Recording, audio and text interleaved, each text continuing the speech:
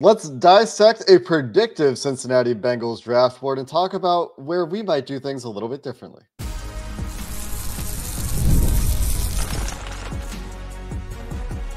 You are Locked On Bengals, your daily Cincinnati Bengals podcast. Part of the Locked On Podcast Network, your team every day. What up, Bengals fans, and welcome to another episode of the Locked On Bengals podcast, part of the Locked On Podcast Network, covering your team every day. I'm Jake Liscow. He's James Rapien. We're your hosts of this podcast. You can find it on YouTube, anywhere you get your podcasts. And if you're new to the show, join the tens of thousands of other Bengals fans making us part of their everyday routine. All you out there making us your first listen, we appreciate every single one of you who does those things. Today, we're going to review a Cincinnati Bengals Big Board, predicting what we think the order might look like as the Bengals are setting their board over the course of this week and next week leading into the draft. Today's episode brought to you by Monopoly Go. And as a big fan of Monopoly Go, the mobile hit twist on classic Monopoly, you can join your friends. You can download Monopoly Go now for free on the App Store or on Google Play. And James, on Wednesday night over on Cincinnati Bengals Talk, you, me, a bunch of Bengals draft analysts, Mike Santagata, Coach Matt Minich, Joe Goodberry, Patrick Carlisle, draft guy Jared, your guy Andrew Fox Miller were together looking at a Bengals big board. Did I miss anybody? Did I forget Oh, something? you nailed it. I'm shocked. Got everybody. I wouldn't have nailed it. I'll be honest. I would have had to look at the roster to make sure. It's like remembering every draft pick in the moment, right? It's pretty tough to do, but you nailed it. It was a lot of fun. We put together what the big board could look like, what we think the Bengals big board looks like in round one. If you're watching on YouTube, we have a list here, and the round one guys, 1A, 1B, 1C, those are ranked in order. The second round, 2A, 2B, 2C, they're not ranked in order, but the tiers are about what we think the Bengals would be. But it was a lot of fun. And just full disclosure, pat ourselves on the back last year. Myles Murphy was the highest player remaining on our predictive Bengals board when they took Myles Murphy. So hopefully we can go 2 for 2 this year. In a year, Jake, that let's be honest here, a lot of people focused on the trenches when we were setting the board. The trenches, certainly in round one, were a hot topic, and I'm sure they will be today as well. Yeah, there was discussion around positional value taxes for interior offensive linemen and positional value boosts for offensive tackles. And just to reiterate what you're talking about here, we've got 6 tiers essentially that we're looking at. We've got the first round split into 3 categories. We've got the second round split into 3 categories, A, B, and C. A being the guys that you're not expecting to be available to you, the guys that you think are going to go before you, but you need to rank in case they do fall, the guys that you're clearly picking ahead of everybody, ahead of the next bucket, the top third or so of the first round. And we didn't include quarterbacks here, of course, because we don't think there are quarterbacks on the Bengals board in the first round. But assuming there will be 4 quarterbacks, you want to make sure you have 18 players that you're comfortable with. You have them ranked from 1 to 18, so you know who the top guy is. You've gone through all your tiebreakers. You've figured out, okay, maybe there's a positional value tiebreaker, so the tackles that we might have tied with a Byron Murphy, or maybe if you're a Johnny Newton fan, those guys are ahead, or maybe you like the corners. Maybe the tackles by positional value are a little bit ahead, even if their film grade or whatever, their overall grade will be the same. So the idea here is to get that process done and hashed out. And like James said, we think the first round in order of what we think the Bengals will do, not necessarily what we would do, but based on their history, just starting at the top. And we're not going to spend a lot of time in the 1A category because we don't expect any of these guys to be available to the Bengals. We think that the Bengals would still value any of the big 3 wide receivers ahead of anybody else in this class.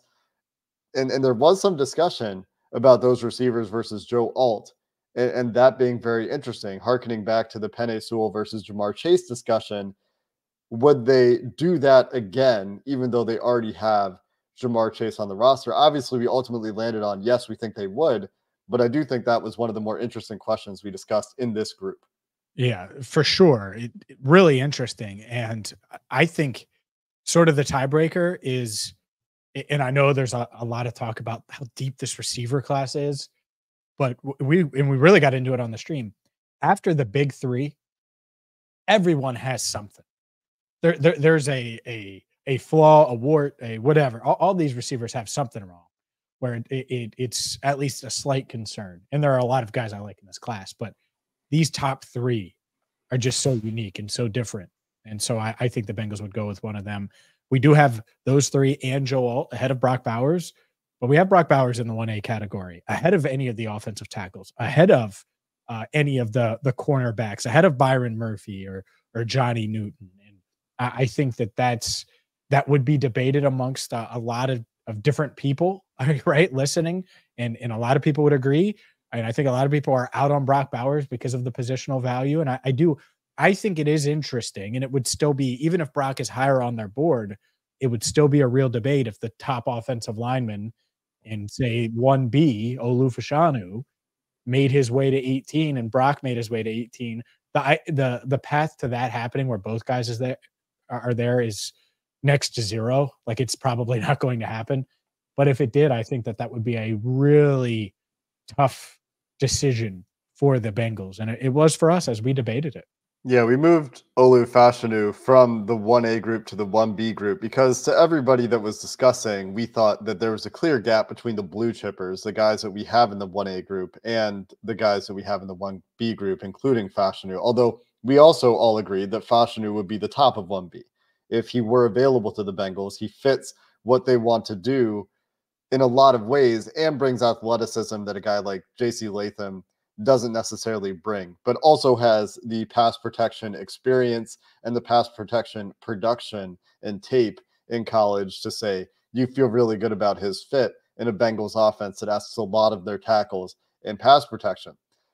That being said, we eventually kind of got to the point where we thought, yeah, they would take Brock Bowers over any of these offensive tackles. I'm still not sure about that personally. I still think that some of them could be very close, and Fashanu probably leads the way there.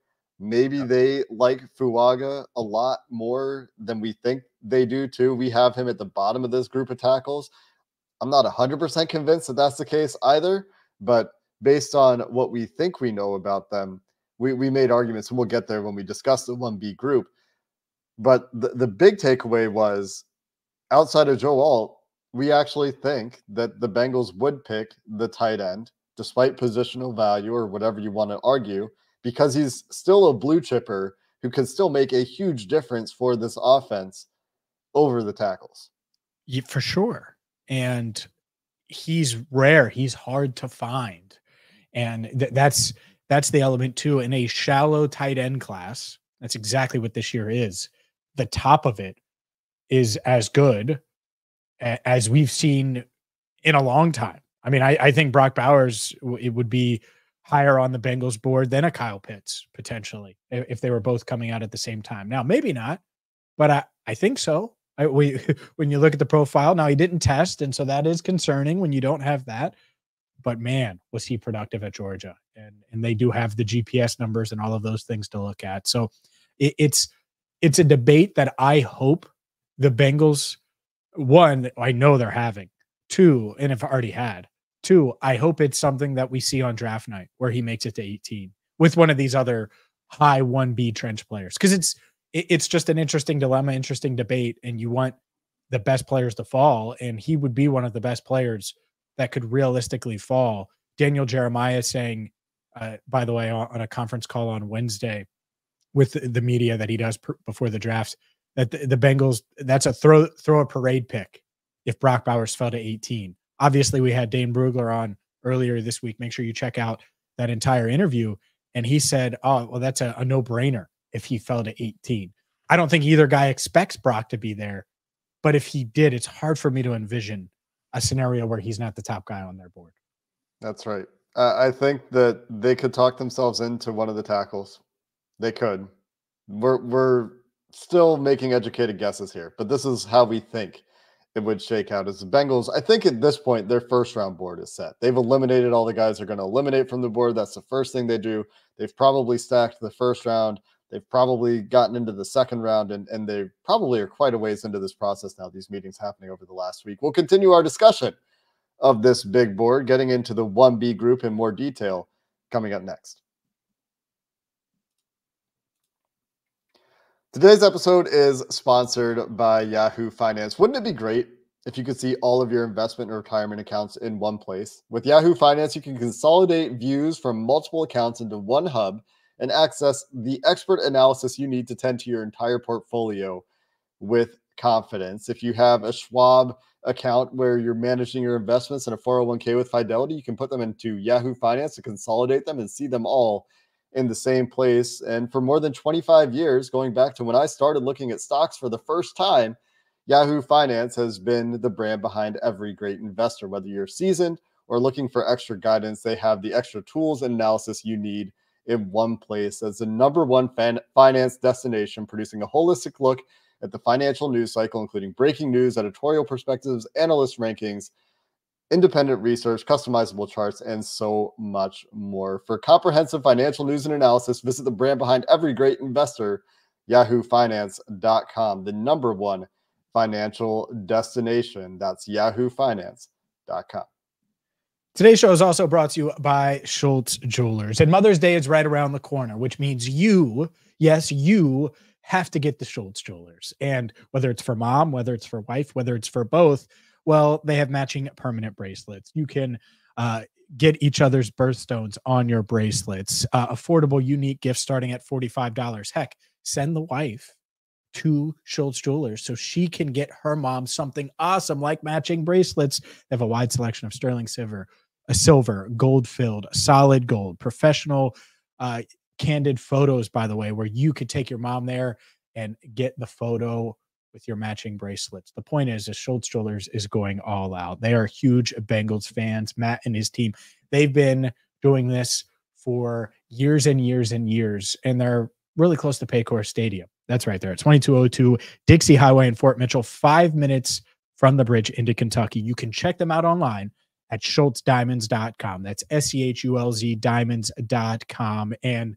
get your mom, get your wife, get everyone ready for Mother's Day with Schultz Jewelers, because when it has to be perfect, it has to be Schultz Jewelers.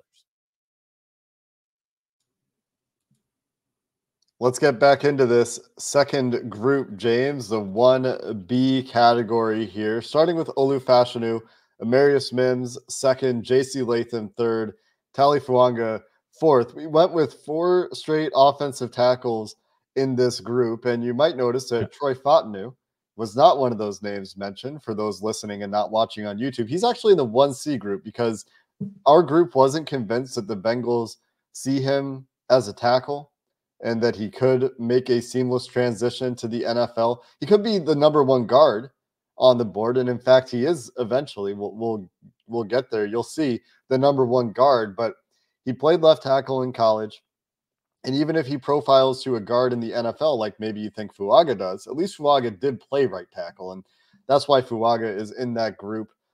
But from the inexperienced question marks of Amarius Mims, the athleticism question marks for JC Latham, the positional question marks for Tali Fuaga, that's why we ended up with this order with Fashanu on top, even though he was a left tackle who would need to transition to right tackle for the Bengals, even though there might be some run blocking concerns, some development required for the young tackle. All these guys either have athleticism, youth, experience, and there's one thing missing out of that group for all of them as we tried to stack these 4.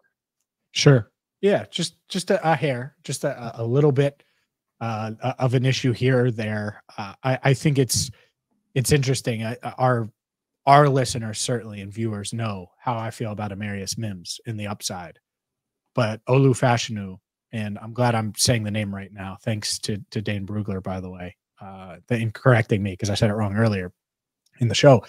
But pass blocking, that's what the Bengals are looking for. Can you come in and be an awesome pass blocker? And I think he's ready to go in that area. And so, yeah, does he need to learn right tackle as well? Sure.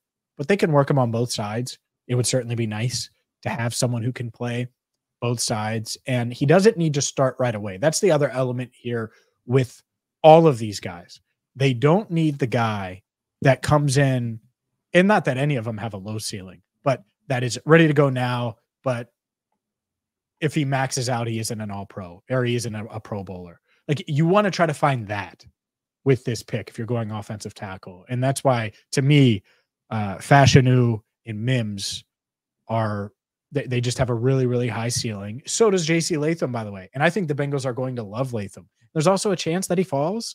Wouldn't shock me if he fell to 18. And so that's the order with a guy like Fuaga, who, you're right, maybe he is higher. But I think if you're the Bengals and you can get any of these four, you feel really good about it. And I think that's why they lead the way and are ahead of a Byron Murphy, who is as popular. I think he's the most popular Bengals target right now at pick 18. You just look at these mocks. Dane Brugler mocked him. Just the fans that have mocked him on social. Would you agree with that as of now? I don't have any metric backing that. It's just what I've seen.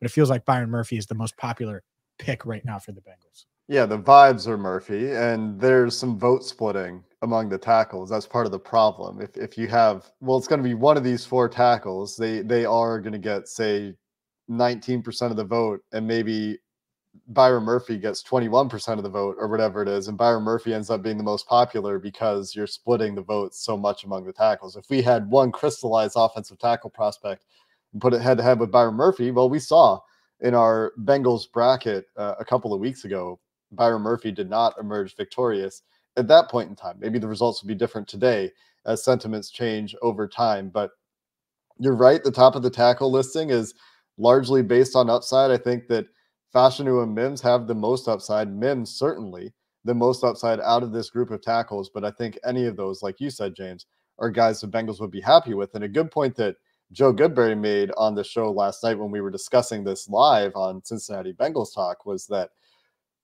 one of these guys is likely to be available to the Bengals, maybe two, depending on where the corners go, depending on who the surprise in the top 17 is that we haven't anticipated.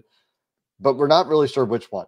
Like, any of them could fall. You've seen Fashanu fall, you've seen Mims fall, you've seen Latham fall, you've seen Fuaga fall. You just don't know which one.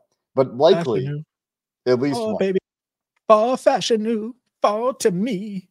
Come protect Joey B. Oh, sorry. You good? I'm good, man. I'm good. I'm just trying to, this is the time of year, like within a week of the draft, where you try to will things, speak things into existence. And sometimes it works. Sometimes it doesn't for me. Fashanu is as good as big of a home run pick. And I think more realistic, by the way, than Brock Bowers falling. So I think there's at least 4 teams in on Brock. So Fashanu is someone I'm trying to will to the Bengals at 18. And we could see both guys picked in the top 10. That just could be the way it goes. That being said, I'm trying to will it, and you got to be real with it. Come on. We know. Where I'm going with this is there are other options in the 1B category that we like at tackle, and we think there's great upside at tackle, and one of them could be available to the Bengals. It's just going to depend on what they're valuing and where they're most comfortable. Are they most comfortable with Latham's lack of testing and apparent lesser degree of athleticism than Fuaga or Mims, or are they more uncomfortable with Mims' lack of experience, even though the ceiling is infinite and the tape is pretty good when he's on the field? It's just an experience topic. Yeah. That being said, we're still on the same page where we think plan A is offensive tackle. Yep. And that any of these guys would be ahead of Byron Murphy or either of the corners who are next after Byron Murphy in this group. Yeah. And so just to give, especially our audio listeners, Fashanu, Mims, Latham, Fuaga, then Murphy, Terrion Arnold, Quinyon Mitchell. And you could flip those two. It might be Mitchell and then Arnold, who knows? And then Latu, and Dallas Turner. That's our 1B group. And that's probably the next Bengal, unless they go with Troy Fautanu, which I think is interesting. That's the one guy in 1C that I look at and I'm like, oh, at 18, I could see it. And at the same time, he might not even make it to 18. So let's continue the conversation. We'll discuss 1C and then what you and me might change about this board coming up next. Today's show is brought to you by Monopoly Go. And we've all been there, either as a player, as a fan. It's halftime and the scoreboard, well, it's not looking good. You're feeling low. and you're not sure if you or your team can pull out a win. But that's when you dig deep, lift your head up, and say to yourself, it's time to get back in the game. And that means you pull off some bank heist and take as much of your friend's money as you can. That's right. The smash hit mobile game Monopoly Go is here, and it lets you compete with your friends to get the most riches and the biggest empire. It has a ton of new twists on the game of Monopoly that you love. It's on your phone. You can play anytime with leaderboards to compare your progress, play on countless dynamic different boards, and you can smash landmarks with a wrecking ball. You can even work with your friends to crack open community chests and much, much more. So get back out there, put on your game face, and download Monopoly Go, now free on the App Store or Google Play. One big thing that I'm not sure we have right here, talking about things that we might need to massage still as we're looking at this, Dallas Turner kind of sticks out to me as a player who doesn't fit what they like to do at the edge position. He's kind of there because we're expecting him to be the potentially first defensive player picked in the top Maybe 10. top 10. Yeah. But we have Jared Verse here in the 1C group, and Cooper DeJean in the 1C group, and Troy Fontenot in the 1C group, and heck, even Johnny Newton in the 1C group. And are we, for all of these guys, maybe Newton, but for some of these guys, you can see some of them ahead of Dallas Turner for the Bengals based on what they like to do. And Fontenot and Verse are the two that stand out to me as more for either positional value or the type of player they like at the position, more Bengali ahead of Dallas Turner. But once we get to this 1C group, we're kind of looking at backup plans, and that's the idea here, is that you have 18 players in 1A, 1B because of where you're picking as the Bengals. And then if something goes really crazy or you trade back, then that's why we have the 1C group. Yeah. And all right, so it's Fautanu. That just to establish it, because I say it wrong too. And so I just looked it up in the Beast to confirm. Fautanu. So Troy Fautanu is, to me, would be ahead of Dallas Turner. And it's kind of the tiebreak. I would have him in the 1B column, where it's like, all right, maybe Byron Murphy's gone. Maybe the medicals don't check out for Mims, and the rest of the offensive tackles are gone. Well, Fautanu is a great option, and he is versatile. And who knows, maybe they play him inside to start. I doubt it. I think they would take him at that spot, thinking, all right, he can be a quality right tackle for us for years to come, and maybe as early as this season. So that's the one that really stands out. I could feel people wondering about Johnny Newton, and it's really been since the combine. The NFL is lower on Johnny Newton, not just the Bengals, the NFL lower on Johnny Newton than social media consensus, than draft analysts outside of NFL media or NFL media, but outside of NFL rooms and front offices, scouts, etc. And so I think it's interesting because there's not much doubt on our end. I think that Johnny Newton's going to be a really, really good player, maybe a great player. But do we think he's realistic at 18 for the Bengals? Probably not. He could be a trade down candidate, which is why we have him in 1C for the Bengals. But obviously, I would be surprised if most of our listeners wouldn't take Johnny Newton over a handful, at least a handful of those 1B prospects that we've listed and discussed. Yeah, I wouldn't be surprised if he's certainly ahead of the corners. I think the poll we did during the bracket showed that he was ahead of Byron Murphy as well, even if it was, 10% or so. I think from that voting group, more prefer Newton than prefer Murphy. So he is in 1C because we think that's where the Bengals would be. But if it were us, Newton is one of those that would definitely be higher. If it was us, maybe Tyler Guyton would be in the 2 group. But as we were discussing this yesterday, Tyler Guyton, the end of 1C, just so for our audio listeners, the 1C group is Troy Fautanu, Cooper DeJean, Jared Verse, Johnny Newton, Nate Wiggins, and Tyler Guyton. And we ended up moving DeJean up a little bit, especially with Lou Anarumo's praise of Iowa defensive players. His testing was really good at his pro day. He's probably just a good outside corner. And corner, if you like Arnold and Mitchell, it's easy to argue that maybe the Bengals would like Cooper DeJean as well, and we think they will like Arnold and Mitchell. So Tyler Guyton sneaks into 1C because we think if they traded back at the back of the first round, for the traits perspective, size, athleticism, strength, it's easy to argue that that is one of the guys they would put into a trade back grouping. But Fautanu, to your point, James, is the one that I could see sneaking into 1B. And Yep. even Verse ahead of Dallas Turner. Or maybe Dallas Turner is just too high, and we should be switching Fautanu to 1B and Turner behind Verse or something like that in 1C. Yeah, that's probably fair, and I actually think that's realistic. But that's the beauty of having the roundtable that we had. But yeah, I think Fautanu would be higher. I agree with you, Verse, and there wasn't much debate about Verse being the better fit. It's so that I would be surprised though. I'd be surprised if they go edge regardless. I think that's the one position. Like corner, people would be a little bummed, but I think edge, it would be really like, wow, really? That's the route. And so if they get to that, I think, and we haven't talked about this much, but I think that's like the trade down scenario. Yeah. Where they try to move down because edge will be in demand. And so someone might want to move up and get one of these guys. So hopefully these edge players just go and it pushes the offensive tackles down the board, pushes the corners down the board, and obviously Byron Murphy and Johnny Newton down the board. You want Johnny Newton to fall to round 2 and stick out like a sore thumb, like he has in some of these mock drafts, even though it's unrealistic. But yeah, overall, this 1C, it's like one emergency. It's the emergency scenario where you don't have a trade back. The board just falls a certain way. And so Fautanu and Verse, they're probably slightly higher than that. Definitely Fautanu. I feel pretty comfortable saying that because if you're the Bengals, would you really turn down the top offensive lineman on your board? And there's a realistic chance that he is the top offensive lineman on their board in some scenarios.